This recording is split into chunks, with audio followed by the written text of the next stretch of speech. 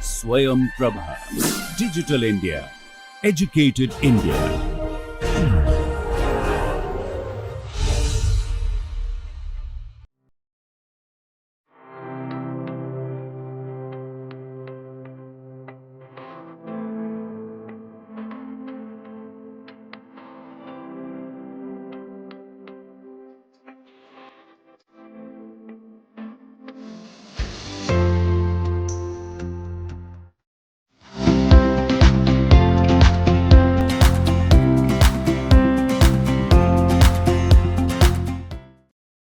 எல்லோருக்கும் வணக்கம்.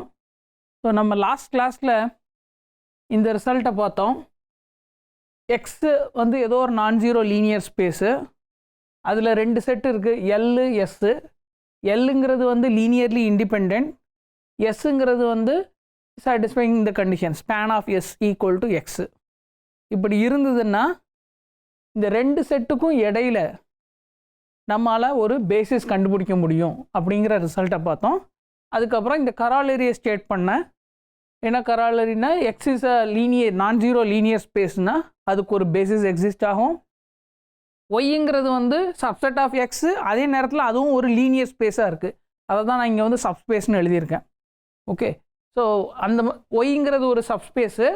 இப்போ ஒய்க்கு வந்து ஒரு பேசிஸ் எடுத்துக்கோங்க, அது வந்து எக்ஸிஸ்ட் ஆகுது from first condition.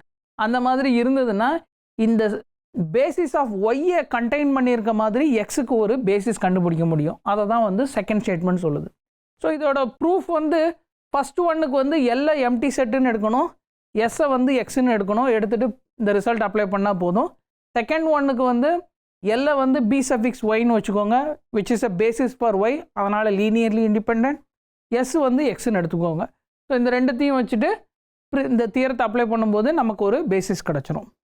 Okay, so நம்ம இப்போது இதே கான்செப்டை வந்து, அதாவது எக்ஸிஸ்டன்ஸ் ஆஃப் பேசிஸ், அதை வந்து கார்டினாலிட்டியோட ரிலேட் பண்ணி டிஸ்கஸ் பண்ண போகிறோம். ஸோ நான் அதுக்கு முன்னாடி இந்த சப்ஸ்பேஸுங்கிறத நம்ம 2-3 இடத்துல யூஸ் பண்ணிட்டோம் டிஃபைன் பண்ணாமல். ஸோ நான் அதை வந்து ஃபஸ்ட்டு டிஃபைன் பண்ணிக்கிறேன். So definition,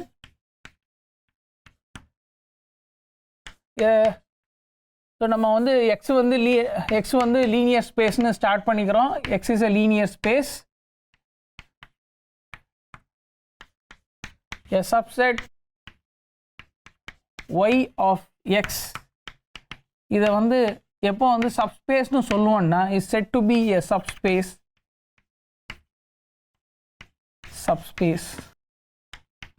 if for all y1 y2 in y alpha y1 plus beta y2 belongs to y for alpha beta any scalar in field f linear space. ஏன்னா இங்கே வந்து linear space over a field f. இது வந்து நிறைய விதமாக define பண்ணலாம். இது ஒரு விதம், அதாவது ஒய்யில் வந்து எந்த ரெண்டு வெக்டர் எடுத்தாலும் அதோட லீனியர் காம்பினேஷனும் வந்து ஒய்யிலேயே இருக்குது. ஸோ இதை வச்சுட்டு நீங்கள் வந்து ஒய் வந்து ஒரு சப்ஸ்பேஸ்ன்னு, அதாவது Y addition and scalar multiplication ரெண்டுமே வந்து ஒய்யில் வந்து க்ளோஸ்டாக இருக்குது. அதே நேரத்தில் அந்த 8 கண்டிஷன், லீனியர் ஸ்பேஸோட 8 கண்டிஷன், அதுவும் வந்து இங்கே சாட்டிஸ்ஃபை, ஒய் வந்து சாட்டிஸ்ஃபை பண்ணுது. That is why it self is a linear space with respect to the addition and dot. Okay, I think நம்ம இங்கே ஒரு இடத்துல டெஃபனிஷன் ஒரு லெக்சரில் டிஃபைன் பண்ணியிருக்கோம். ஓகே, மறுபடியும் நம்ம எப்படியும் டிஃபைன் பண்ணிக்கலாம். இந்த டெஃபனிஷனும் வந்து சேம் தான். இப்போ இதுலேயே வந்து இன்னொரு டெஃபனிஷன் வந்து ப்ராப்பர் சப்ஸ்பேஸ்னு சொல்லுவோம். A subspace y is y of a linear space x is said to be proper. அதை எப்போ ப்ராப்பர்னு சொல்லுவோம்னா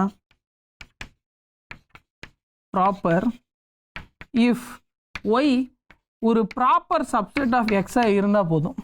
ஓகே, அதாவது எக்ஸில் ஏதோ ஒரு எலமெண்ட் இருக்குது, அந்த எலமெண்ட் ஒய்யில் இல்லை, அந்த மாதிரியான சப்ஸ்பேசஸ் எல்லாம் வந்து ப்ராப்பர் சப்ஸ்பேசஸ்ன்னு சொல்கிறோம். அப்புறம் ட்ரிவியல் சப்ஸ்பேசஸ், நான் ட்ரிவியல் சப்ஸ்பேசஸ்ங்கிற மாதிரி யூஸ் பண்ணுவாங்க டேர்ம்ஸ். ட்ரிவியல்னா சிங்கிள்டன் 0 எக்ஸ் ரெண்டுமே வந்து ட்ரிவியல் சப்ஸ்பேசஸ் ஆஃப் எக்ஸ். அது இல்லாமல் வேறு ஏதாவது ஒரு சப்ஸ்பேஸ் இருந்தால் அது நான் trivial subspaces.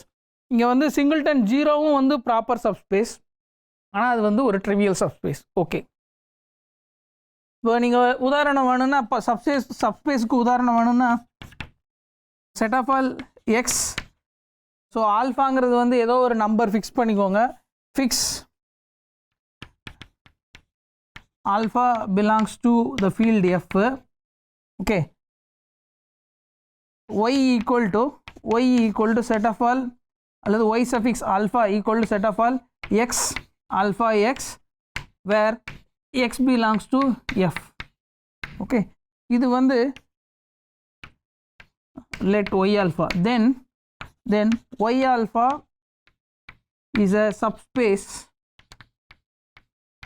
of f2.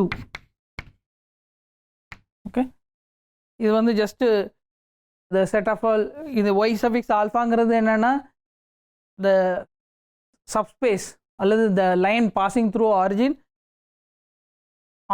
and the vector 1, alpha. R2ல வந்து நீங்கள் ஈஸியாக அதை ஜாமெட்ரிக்கலாக இமேஜின் பண்ணோம், ஜாமெட்ரிக்கலாக நீங்கள் என்னென்ன அண்டர்ஸ்டாண்ட் பண்ணிக்கலாம். ஓகே, இது சப்ஸ்பேஸ். ஸோ நான் இப்போ வந்து பேசிஸையும் கார்டினாலிட்டியும் வந்து ரிலேட் பண்ணி ஒரு சில விஷயம் டிஸ்கஸ் பண்ண போகிறேன். ஸோ ஃபஸ்ட்டு ரிசல்ட் வந்து let b, இது வந்து x1 x2 x1 x2 etc xm be a basis of a linear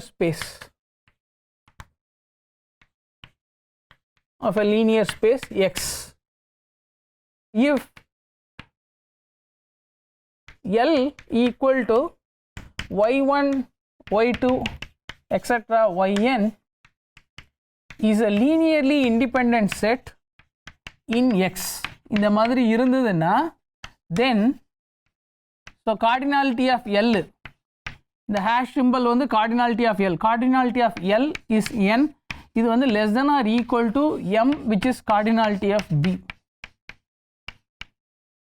அதாவது நம்மளுடைய லீனியர் ஸ்பேஸில் ஃபைனைட் ஒரு பேசிஸ் இருக்குது, ஃபைனைட் பேசிஸ் எக்ஸிஸ்ட் ஆச்சுன்னா அங்கே வந்து எந்த ஒரு லீனியர்லி இண்டிபெண்டன்ட் செட் எடுத்தாலும் அதில் உள்ள number of elements cannot be more than this particular basis, finite பேசிஸ்னு ஸ்டார்ட் பண்ணியிருக்கோம் இல்லையா, அந்த பேசிஸ். ஓகே, ஸோ இதோட ப்ரூஃப் வந்து எகெயின் இதை வந்து நம்ம இந்த ரிசல்ட்டை ரிப்பீட்டடாக யூஸ் பண்ண போகிறோம். இந்த ரிசல்ட்டை ரிப்பீட்டடாக யூஸ் பண்ணோன்னா n is less than or equal to mங்கிறத ப்ரூவ் பண்ண போகிறோம், அவ்வளோதான். ஓகே, ஸோ நான் அதுக்காக வந்து ரெக்கர்சிவாக வந்து ஒரு ப்ராசஸ், அந்த ரிசல்ட்டை நம்ம இந்த ஃபஸ்ட்டு ஸ்டேட் பண்ண ரிசல்ட்டை வந்து ரெக்கர்சிவாக யூஸ் பண்ண போகிறோம். ஸோ லெட் அல்லது ஸ்டெப் 1 வச்சுக்கலாம். ஸ்டெப் 1 இது வந்து என்னென்னா let L1 equal to singleton y1 and S1 equal to B union y1. So L1 வந்து y1, ஆனால் y1ங்கிறது ஒரு லீனியர்லி இண்டிபெண்டன்ட் செட்டில் உள்ள ஒரு எலமெண்ட். ஸோ அதனால் y1 is non zero. So L1 is linearly independent. S1ங்கிறது வந்து B யூனியன் y1, பிஏ வந்து எக்ஸை ஸ்பேன் பண்ணுது, ஏன்னா B இஸ் அ பேசிஸ். அப்போ S1ம் வந்து ஸ்பேன்ஸ் எக்ஸ். அப்போ நம்ம அந்த ஃபஸ்ட்டு தியரத்தை வந்து இங்கே இன்வோக் பண்ணலாம். அதை யூஸ் பண்ணோன்னா there exist a basis B, இங்கே வந்து B1 எடுத்துக்கிறேன், B1 of X such that L1 subset of B1 subset of S1 இந்த மாதிரி வரப்போகுது. இப்போ இதில் இருந்து cardinality of B1 என்ன சொல்ல முடியும்? So this imply B1 is a proper subset of S1. So இங்கே வந்து சப்செட்னா இந்த சி மாதிரி எழுதி இந்த மாதிரி எழுதுகிறோம். இதுக்கு வந்து சப்செட் நோட்டேஷன், இதுக்கு பேர் செட் இன்க்ளூஷன் அல்லது சப்செட் நோட்டேஷன். இப்போ இந்த சப்செட் நோட்டேஷனில் இதில் வந்து இப்படி இதை கிராஸ் பண்ணோன்னா என்ன அர்த்தம்னா it is a proper subset அப்படின்னு அர்த்தம். அப்போ B1 is a proper subset of S1. S1ல் எத்தனை எலமெண்ட் இருக்குது பாருங்கள். S1ல் B யூனியன் Y1. ஓகே, நான் இங்கே வந்து இந்த Y1 வந்து இதில் ஓகே, ஸோ இதில் Y1 வந்து இல்லைன்னு எடுத்துக்கோங்க. Y1 வந்து இருந்ததுன்னா நம்ம வந்து இந்த ஆர்குமெண்ட்டே வந்து நமக்கு தேவையில்லை, ஏன்னா y1 is also a member. நம்ம வந்து நெக்ஸ்ட் ஸ்டெப்புக்கு போகணும். நம்ம இப்போ வந்து y1 is not a member of பின்னு எடுத்துருக்கோம்னு வச்சுக்கோங்க. ஓகே, ஸோ இங்கே வந்து ஒரு எக்ஸ்ட்ரா அசம்ஷன் வந்து y1 is not a member of B and y1 is not a member of b. So அதுவும் வந்து நம்மளோட பார்ட் ஆஃப் த அசம்ஷன் வச்சுக்கோங்க. ஸோ அப்போ தான் வந்து இங்கே ப்ராப்பர் சப்ஸ்பேஸ் ப்ராப்பர் சப்செட்டுங்கிறதுக்கு வந்து ஒரு ஆர்கியூமெண்ட் நம்மளால் கொடுக்க முடியும். ஓகே, ஸோ இப்போ வந்து b1 is a proper subset of s1. அதே நேரத்தில் s1 வந்து கார்டினாலிட்டி ஆஃப் s1 என்ன? கார்டினாலிட்டி ஆஃப் s1 வந்து பியில் m எலமெண்ட்ஸ் இருக்குது, y1 வந்து பியில் இல்லை. ஸோ அதனால் வந்து m+1 எலமெண்ட்ஸ், அதுதான் வந்து கார்டினாலிட்டி ஆஃப் s1. ஸோ இதுலேருந்து நம்ம என்ன சொல்ல முடியும்னா, this further imply cardinality of b1 is less than or equal to m, is less than or equal to m. So நான் இங்கே வந்து ஒரு அசம்ஷன் வச்சுருக்கேன். என்னென்னா, இந்த y1 to yn இது எதுவுமே இந்த செட்டில் இல்லை, அந்த மாதிரி எடுத்துருங்க. இல்லைன்னா வந்து என்ன ஆகும்னா, அந்த எலமெண்ட்டை தவிர மீதி உள்ள எலமெண்ட் எடுத்துகிட்டு நம்ம ப்ரொசீட் பண்ணணும். ஓகே, மீதி உள்ள எலமெண்ட் எடுத்துகிட்டு ப்ரொசீட் பண்ணணும். உதாரணத்துக்கு y1 y2 வந்து இதில் உள்ள ஏதோ ஒரு மெம்பர்னு வச்சுக்கோங்க. அப்போ நீங்கள் வந்து ஸ்டெப் 3லேருந்து ஸ்டார்ட் பண்ணணும்னு அர்த்தம். ஓகே, ஸ்டெப் 3லேருந்து ஸ்டார்ட் பண்ணணும். ஸோ அதனால் நான் இங்கே வந்து இந்த y1 to ynல உள்ள எந்த ஒரு எலமெண்ட்டும் பியில் இல்லை, அந்த மாதிரி எடுத்துகிட்டு ஸ்டார்ட் பண்ணியிருக்கேன். இப்போ நெக்ஸ்ட்டு வந்து ஸ்டெப் 2 L2 வந்து y1 y2 and S2 வந்து b1 union y2. span of b1 இதுவே வந்து x, அதனால் span of S2வும் வந்து xன்னு வரப்போகுது. ஏன்னா b1 is a basis of x. அதே நேரத்தில் L2 y1, y2 இது லீனியர்லி இண்டிபெண்டன்ட் செட். ஸோ நம்ம ஃபஸ்ட்டு தியரத்தை வந்து இன்வோக் பண்ணோன்னா, there exists a basis b2 of x such that L2 is a subset of b2 is a subset of S2. Okay, b2 is a subset of S2, is linearly dependent and b2 is linearly independent. அதே நேரத்தில் b2 is a subset of S2. So இதிலேருந்து என்ன சொல்ல முடியும்னா, this imply b2 is a proper subset of S2, is a proper subset of S2. அப்போ S2ல n+1 elements இருக்குது. ஏன்னா b1ல வந்து மேக்ஸிமம் n எலமெண்ட்ஸ் இருக்கலாம். y2யும் வந்து S2 கூட S2 டிஃபைன் பண்ணும்போது b1 யூனியன் y2ன்னு எழுதியிருக்கோம். ஸோ இங்கே வந்து மேக்ஸிமம் n எலமெண்ட்ஸ் இருக்கலாம். இது ஒரு எலமெண்ட்டை சேர்த்துருக்கோம். ஸோ n+1 எலமெண்ட்ஸ் இருக்கலாம். அப்போ b2 proper subset of S2. So அதனால் வந்து இதில் வந்து அட்லீஸ்ட் ஒரு எலமெண்ட் கம்மியாக இருக்கணும். So this imply cardinality of b2 is less than or equal to m. Okay, so இதே மாதிரி நம்ம ப்ரொசீட் பண்ணிகிட்டே போகலாம். அதாவது ஜேத் ஸ்டெப் வந்து என்னென்னா, ஸ்டெப் ஜே வந்து என்னென்னா எல்ஜே எடுப்போம். எல்ஜேங்கிறது வந்து y1 y2 extra yj and எஸ்ஜேங்கிறது என்ன, bj-1 union yj, where bj-1 is a basis obtained in the j-1th step. அப்போ sj வந்து லீனியர்லி டிபெண்ட், lj வந்து லீனியர்லி இண்டிபெண்ட்.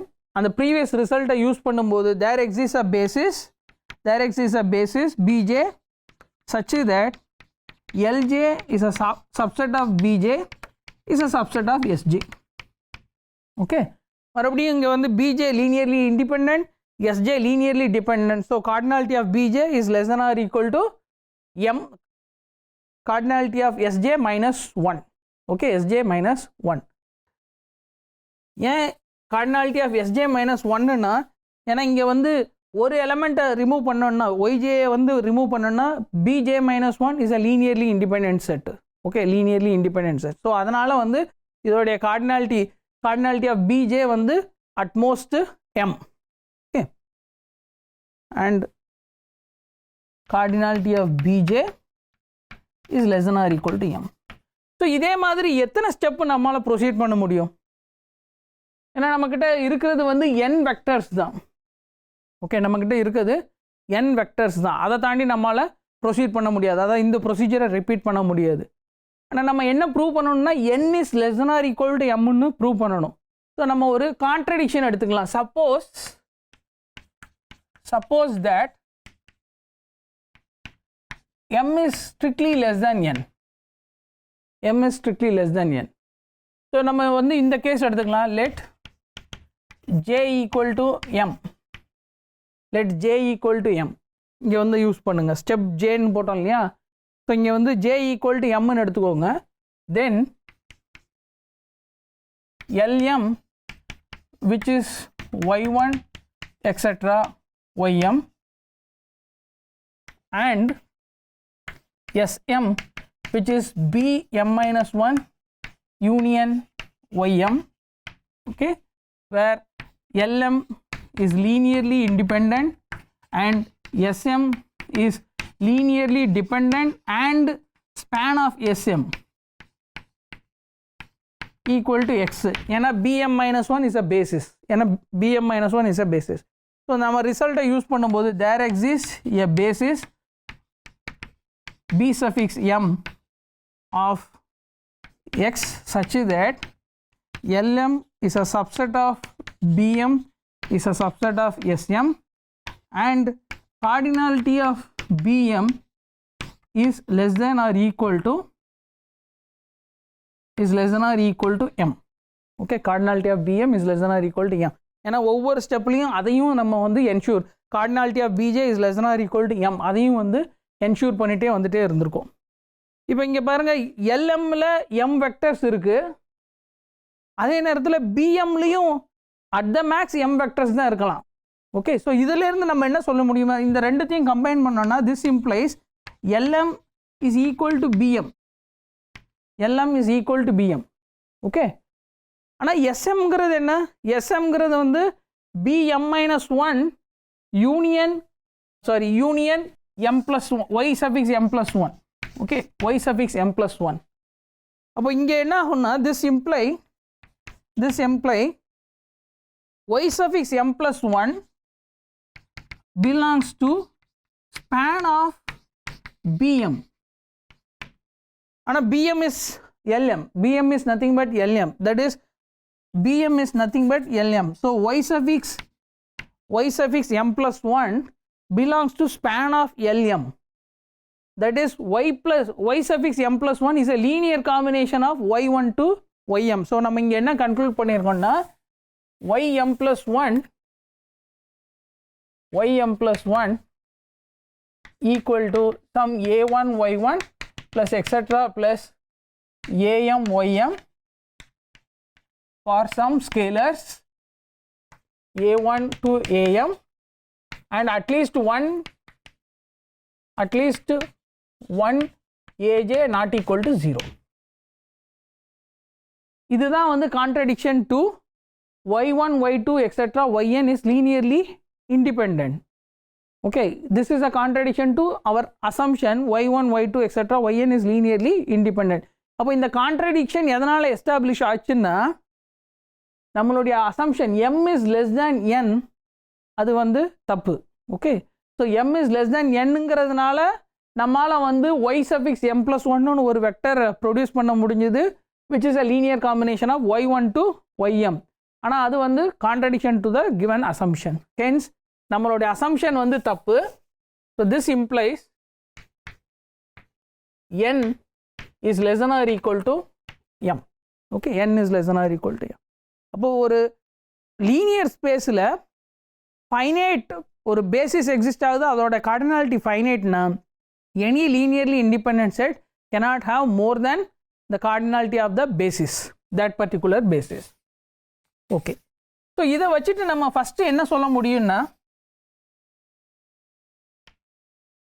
ஸோ இதோட கராலரியா so let x be a linear space such that b equal to x1 to xm is a basis of x. அதாவது xக்கு வந்து ஏதோ ஒரு finite basis exist ஆகுது. இப்படி இருந்ததுன்னா then any basis of x has m elements. Okay, வேறு எந்த ஒரு பேசிஸ் எடுத்தாலும் அதுலேயும் வந்து m elements தான் இருக்க முடியும்.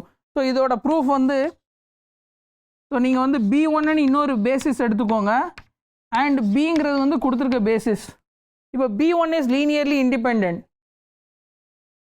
ஓகே, ஆனால் பிங்கிறது வந்து பேசிஸ். ஸோ இங்கே வந்து கார்டினாலிட்டி ஆஃப் B1 வந்து என்னன்னு வச்சுக்கோங்க, அண்ட் கார்டினாலிட்டி ஆஃப் B வந்து என்னன்னு வச்சுக்கோங்க, எம்னு வச்சுக்கோங்க, சாரி. இப்போ இந்த ப்ரீவியஸ் ரிசல்ட்டை வந்து இங்கே யூஸ் பண்ணிங்கன்னா n is less than or equal to m and m is less than or equal to n. எப்படின்னா இங்கே B1 லீனியர்லி இண்டிபெண்ட்னு வச்சுக்கோங்க, B பேசிஸ். அப்போ இங்கே வந்து இந்த ரிசல்ட்டை யூஸ் பண்ணும்போது n is less than or equal to m. இப்போ அதே மாதிரி B இஸ் லீனியர்லி இண்டிபெண்ட் வச்சுக்கோங்க, B1 is a basis. So அதுலேருந்து என்ன கன்க்ளூட் பண்ணலாம்னா m is less than or equal to n. Hence n must be equal to m. So any two bases has the same number of elements if one basis has finite number of elements. So இங்கேருந்து தான் வந்து நம்ம dimension of a linear ஸ்பேஸை வந்து நம்ம define பண்ணலாம். So நான் அதை வந்து ஒரு ரிமார்க்காக வந்து சொல்கிறேன். So remark, so let B equal to x1 etc xm be a basis of a linear space x na, then we say x is a finite dimensional linear space. So we say x is a finite dimensional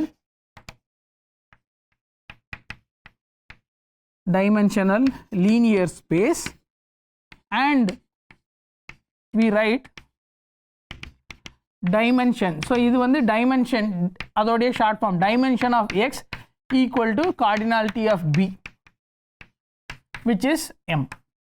Okay, the number of elements in the finite basis, அதான் வந்து dimension of the linear space னு சொல்கிறோம் இங்கே. So இது வந்து finite basis exist ஆச்சுன்னா இது இந்த ரிசல்ட் வந்து ஓகே. ஓகே, அதாவது இந்த ரிசல்ட் ஓகேனா இந்த டெஃபனிஷனை வந்து நம்ம அக்செப்ட் பண்ணிக்கிறோம். ஓகே, ஏன்னா எந்த ரெண்டு பேசிஸ் எடுத்தாலும் சேம் நம்பர் ஆஃப் எலமெண்ட்ஸ் தான் இருக்குது. ஸோ அதனால் இந்த டைமென்ஷன் ஆஃப் எக்ஸுங்கிறது வந்து ஒரு யூனிக் நம்பர், ரெண்டு டிஃப்ரெண்ட் நம்பர் இல்லை. ஸோ அதனால் dimension of X equal to cardinality of a basis. இப்போ பேசிஸ் வந்து ஃபைனைட்டாக இல்லை. ஸோ அந்த கேஸில் என்ன ஆகும்? Okay, suppose that, so suppose that no basis of x, suppose that a linear space, இந்த மாதிரி எடுத்துக்கலாம், ஒரு linear space